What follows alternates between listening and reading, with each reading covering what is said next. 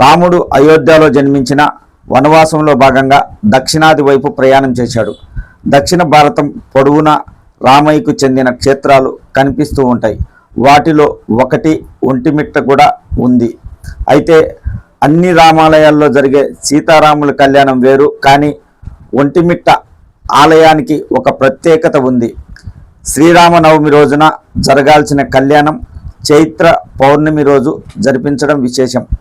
పగటి వేళ రామయ్య కళ్యాణాన్ని చూడలేకపోతున్నానని బాధపడుతున్న చంద్రుని కోసం ఇక్కడ రాత్రివేళ కళ్యాణం జరిగేలా వరాన్ని ఇచ్చాడని పురాణం చెప్తుంది.